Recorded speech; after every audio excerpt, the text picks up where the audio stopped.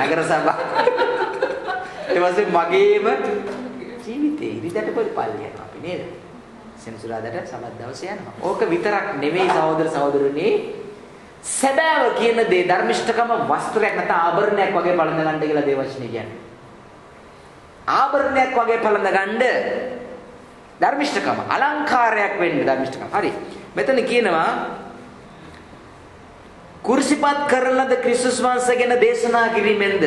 දැන් ඔබට දේශනා කරන්න කියලා කියනවා ස්වාමීන් වහන්සේ. කරන්න යන්න. උඹ ලැබුණු දේ ගිහිල්ලා කියන්න. ඒක තමයි සුභාරංචිය. මොකද්ද සුභාරංචිය? කුර්සිපත් කරන ලද ක්‍රිස්තුස් වහන්සේ ගැන දේශනා කිරීමෙන්ද අප ගිහිල්ලා කියන්නේ මොකද්ද? මා වෙනුවෙන් කුර්සිපත් වුණු දැනන් වහන්සේ, ඔබේ පාපේ වෙනුවෙන් කුර්සිපත් වුණු දැනන් වහන්සේ. සුභාරංචිය. කියන්න ලැජ්ජ වෙන්න එපා කියලා කියනවා. ලැජ්ජ වුණොත් මමත් ලැජ්ජ වෙනවා. දෙවෙනි පැමිණීමේදී මමත් ලැජ්ජ වෙනවා. අනිවාර්යයෙන්ම මේක වෙනවා. ඒ නිසා ඇයි මේ යන ගමන බොරුට යන්නේ? ක්‍රිස්තුස් වහන්සේ කියපු දේ කරන්නේ නැත්නම් අපි දේවදරුවෝ නෙමෙයි. නේද? අපිට තියෙන සුභාරංචිය දේශනා කරන්න. කුර්සිපත් කරන ලද ක්‍රිස්තුස් වහන්සේ ගැන දේශනා කිරීමෙන්ද අපගේ ධර්මිෂ්ඨ වූ ක්‍රිස්තුස් වහන්සේ. අපගේ ධර්මිෂ්ඨකම වූ ක්‍රිස්තුස් වහන්සේ අපි නෙවෙයි. අපේ ධර්මිෂ්ඨකම නැහැ. ක්‍රිස්තුස් වහන්සේගේ ධර්මිෂ්ඨකම. ඒක තමයි ලබන්න යන නාමය. දෙවියන් වහන්සේගේ සෙනඟ උන්වහන්සේගේ නාමයේ සලකුණ ලබනවා කියලා කියන්නේ මොකද්ද? ක්‍රිස්තුස් වහන්සේ අපගේ ධර්මිෂ්ඨ කරන යන නාමය වුන්ගේ සිහියේ ලියා තිබුණේ. නේද? අපේ ධර්මිෂ්ඨකම වූ ක්‍රිස්තුස් වහන්සේ. ඒ නාමය තමයි උන්වහන්සේගේ සෙනඟගේ සිහියේ නළලේ ලියන්න යන්නේ. නේද? ප්‍රකාශ කිරීමෙන්ද ආත්මයේ කුසගින නිවා දමනු ලැබේ. දැන් අපිට මේ කුසගින්නක් තියෙනව නේද? කුසගින්න කියලා කියන්නේ බඩගින්න නේද? දැන් ක්‍රිස්තුස් වහන්සේව දේශනා කරන්න බඩගින්නක් තියනවද? තියනවද? තියෙන්න ඕන කවදාද තියෙන්නේ නේද? බඩගින්න තියෙන්න ඕන. බඩගින්න ඉන්නකොට අපිට මොකද වෙන්නේ? කන්න තමයි නේ ඕනේ. ක්‍රිස්තුස් වහන්සේ ගැන බඩගින්නක් තියෙන්න ඕන. බඩගින්න වෙලාට ඉන්න බෑනේ. වනම් පෙරලගෙන කන්නේ නේද? මම මොනවා හරි ඕදියෝ නැහැ නේද? බඩගින්න වුණාට කනවා නේද? එතකොට ක්‍රිස්තුස් වහන්සේ ගැනත් මෙවැනි බඩගින්නක් තියෙන්න ඕන අපිට. ඒක නෑ. මාංශයට පුළුවන් තරම් දාගන්නවා ආත්මයේ බඩගින්න නෑ. කොහොමද අපේ හැදහිල්ල? මේක තමයි කියන්නේ දේ වචනේ ඇතුලේ තියෙන දේ ගන්න ඕන අපි එදලා එළියට. කුර්සිපත් කරන ලද ක්‍රිස්තුස් වහන්සේ ගැන දේශනා කිරීමෙන්ද අපගේ ධර්මිෂ්ඨ වූ ක්‍රිස්තුස් වහන්සේ ගැන ප්‍රකාශ කිරීමෙන්ද ආත්මයේ කුසගින්න නිවා දමනු ලැබේ. අපි ආත්මයේ කුසගින්න නිවෙන්නේ කොහොමද? ක්‍රිස්තුස් වහන්සේ ගැන දේශනා කිරීමෙන්. මොකද අපි ක්‍රිස්තුස් වහන්සේව දේශනා කරද්දී අපි තෘප්තියක් ලබනවා. නියම ඇදහිලිවන්තයා ක්‍රිස්තුස් වහන්සේව දේශනා කරද්දී තෘප්තියක් ලබනවා. පෞකාරයන්ට ගැලවීම ගැන කියද්දී තෘප්තියක් ලබනවා. ආත්මයේ කුසගින්න නිවෙනවා. ඒක නැතිනේ. ඔක නොකරන අයට මොකද වෙන්නේ? කුසගින්නේ තමයි හැමදාම ඉන්න වෙන්නේ. කුසගින්න නිවෙන්නේ නැහැ. බඩගින්න. නමුත් අපි තෘප්තියක් ලබනවා ක්‍රිස්තුස් වහන්සේ ගැන මනුෂ්‍යයන්ට කියනකොට. ඒක අපි හැමෝගෙම ස්වාමීන් වහන්සේ ආත්මේ කුසගින්න නිවා ගන්න කියලා කියනවා. නිවා ගන්න නම් ගිහිල්ලා කියන්න වෙනවා. කියන්න වෙනවා. හරි. ගිහිල්ලා කියන්න. ගිහිල්ලා කියන්න. තරහා තීරම් බලන්න නැතුව, වෙලාව බලන්න නැතුව නේද? කලටත් අකලටත් වැඩේදී සිටපන්න. නේද? කලටත් අකලටත් වැඩේදී සිටපන්න. හරි. මෙම මහත් සත්‍යතාවය නිකන් නෙවෙයි. මොකද්ද? මෙම මහත් සත්‍යතාවය මේ දැන් ඇසුවා උදේ සත්‍යතාවය තුල මනුෂ්‍යයන්ගේ ඇල්ම රඳවා ගන්නා වූ අතර ඇදහිල්ලේ බලාපොරොත්තු හා ධෛර්යය හා හදවතට ඇතුල් වේ. මේක අපි තුල මේ ආත්මයේ කුසගින්න අපි නිතර ලබා ගන්නවා නම් මොකද්ද වෙන්නේ? නිවා ගන්නවා නම් මෙම මහත් සත්‍යතාවය තුළ මනුෂ්‍යයන්ගේ ඇල්ම රඳවා ගන්නවා නම් දැන් මේ අහපු දේ තුල මට ඇල්මක් තියනවද? නැද්ද? ඇල්ම කියලා කියන්නේ ඇව්වයි කියා මේ. මේන් අහනකොට මේන් ප්‍රතික්ෂේප කළා. එහෙමද? ඇල්ම කියලා කියන්නේ.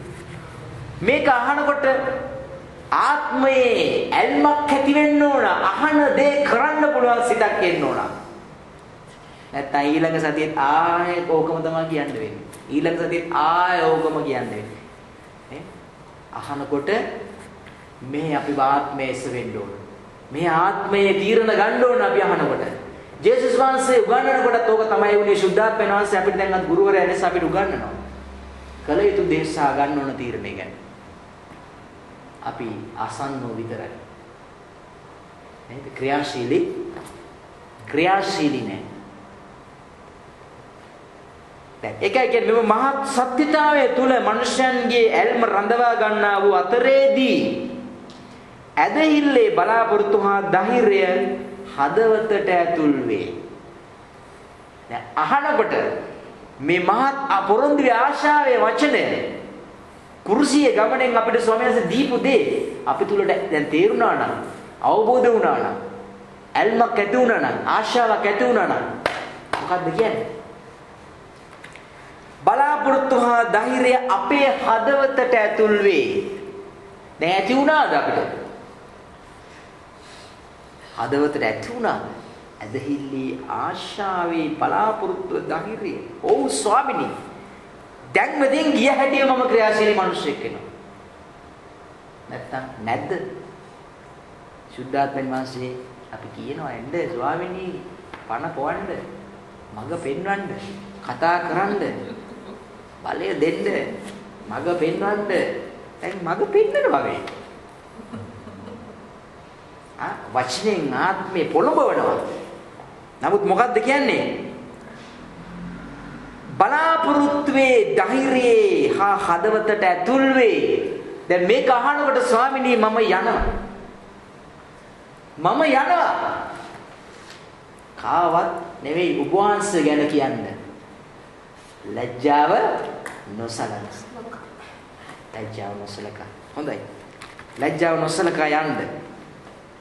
බොහෝ දෙනෙකු Tamanගේ ඇදහිල්ල නිසා තමාගේ උරුමය හා නිවෙස් වලින් පළවා හරිනු ලැබේ. අයියෝ. මොකද්ද වෙන්නේ? බොහෝ අයගේ මේ ඇදහිල්ලේ තීරණය නිසා දැන් මේ ගත්තා වූ තීරණය මේ සබත් දවසේ. මොකද වෙන්නේ? ගෙදරි ගම ඔක ක්‍රියාවට දාන්න ගමන් ගෙදරි එළියට දානවා. ගෙදරි පාන්නලා හරිනවා මේ මොකද මේ ඔළුව කාලා ඇලෙක්ස් ඔළුව කාලා නේද? තීරණ ගන්න ඕනේ මොකද වෙන්නේ? ගේ ඇතුලේ යුද්ධය තියෙනවා. සේවයට යන්න ඇති. ඉතින් ඉස්කෝලේ කොයිද සේනාධිපති යන්නේ? සීය බලන්න. සේවයට යනවා. සිද්ධොත්තෝරේ. නෑ. සාමාන්‍ය ලෝකයේ සිදුවීම් අපි පොළවේ බැඳිලා ඉන්නේ තම මිනිස්සුන්ට. ඒකයි කිව්වේ සියලු හස්ත වලින් අපි මිදෙන්න ඕන. අපිව පාලනය කරන සියලු හස්ත වලින් අපි මිදෙන්න ඕන. අහු වෙන්න ඕන එකම හස්තය ජේසුස් වහන්සේ විතරයි. කිසිම හස්තයකින් අපිව පාලනය කරන්න ඕනේ නැහැ. ජේසුස් වහන්සේගේ හස්තයයි මාව පාලනය කරන්න. මාව ගලවන්න පුළුවන් යේසුස් වහන්සේ. මට මඟ පෙන්වන්න පුළුවන් යේසුස් වහන්සේ. මාව ජීවත් කරන ඔසවන්න, නැගිටවන්න පුළුවන් එයාට විතරයි. ඒ නිසා මේකයි කියන්නේ මේ තීරණ ගන්නකොට දැන් ඇල්ම ආවා, ධෛර්යය ආවා, වචනය ඇදහිල්ල ආවා, ක්‍රියාවට දාන්න යනවා. දෙන්නේ නැහැ. තව හස්ත වලින් අපිව පාලනය කරනවා. ඔයි. එනම් මේ ලකින් දවසේ යෝජනා කිව්වේ වැඩිපුර අපි සම්බන්ධ වෙනවා කියලා. හලෙලුයා. දැන් අපි ගෙදර ගියාම දැන් තව ලෝකෙකට. අවලෝකයට යනවා. එතනම අක්කන බෝතල තියාගෙන ඔය ඕනෝන જાති ටාප්ලා ගහන අය ඕනෝන කට්ටිය ඉන්නවා. ඔව් වෙනත් හස්ත වලට අපි අසු වෙන්න යනවා. ගල්පා කරනවා මෙතන දැන් මම මොනවද කරන්නේ නැහැ.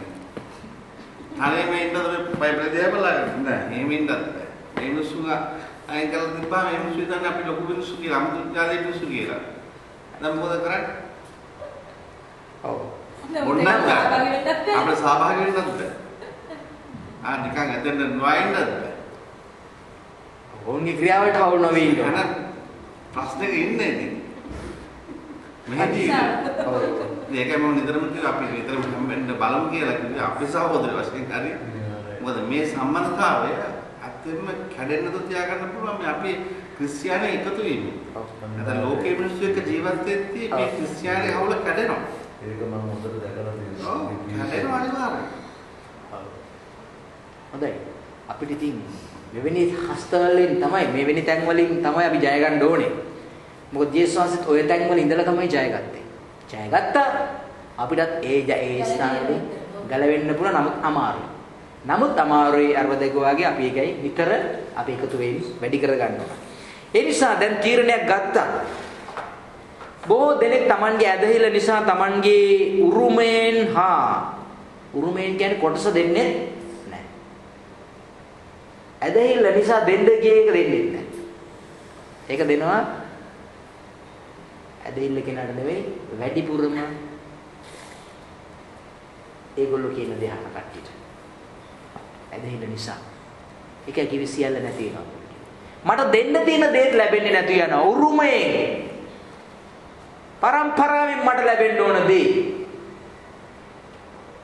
ක්‍රිස්තුස් වහන්සේ නිසා ප්‍රතිපත්ති ගරුක විශ්වවිද්‍යාලයක වෙද්දී ඒවත් අපිට හිමි වෙන්න වා කියලා ජේසුස් වහන්සේ කියනවා. බොහෝ දෙනෙකු Tamanගේ ඇදහිල්ල නිසා මුකුත් නිසා නෙවෙයි ඇදහිල්ලිවන්තයෝ නිසා ඇදහිලි ක්‍රියාශීලී ඇදහිලිවන්තයෝ නිසා Tamanගේ උරුමයෙන් හා නිවෙස් වලින් පළවා හරිනු ලබයි.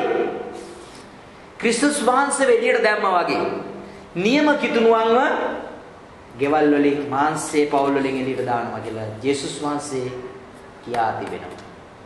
ඒ නිසා මේ තැන්වලදී තමයි අපි ක්‍රිස්තුස් වහන්සේ වතාරින්නේ.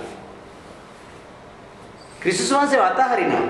නියම ඇදහිලිවන්තයා සියල්ල එපා කියලා යනවා. මොනවා නැතත් තිබුණත් මට වැඩක් නැහැ. නමුත් අපේ ඇදහිල්ල මෙතනදී පාවා දෙනවා. උරුමේ නිසා පවුලේ අය මාව කොන් කරන නිසා මාව අත්හරින නිසා අල්ලගත්තා.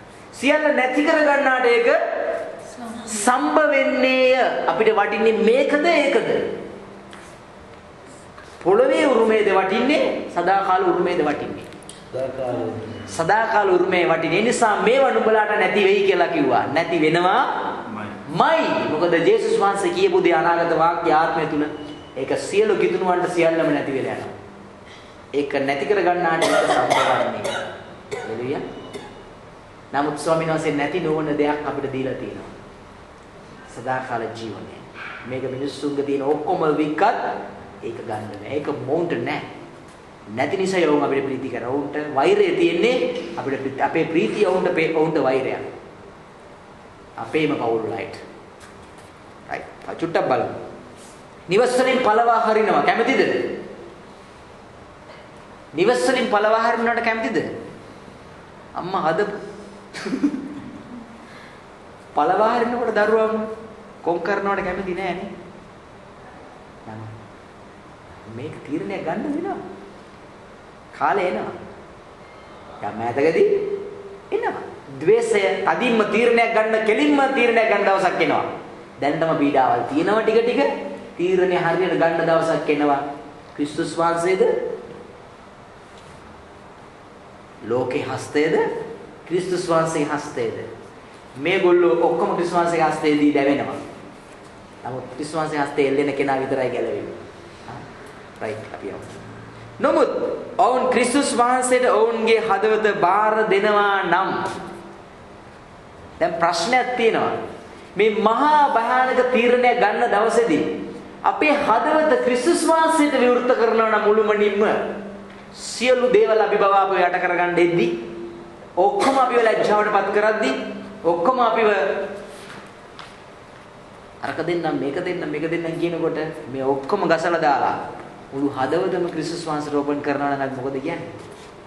නමුත් ඔවුන් ක්‍රිස්තුස් වහන්සේට ඔවුන්ගේ හදවත බාර දෙනවා නම් උන්වහන්සේගේ අනුග්‍රහයේ පණිවිඩ බාර ගන්නවා නම් නේද?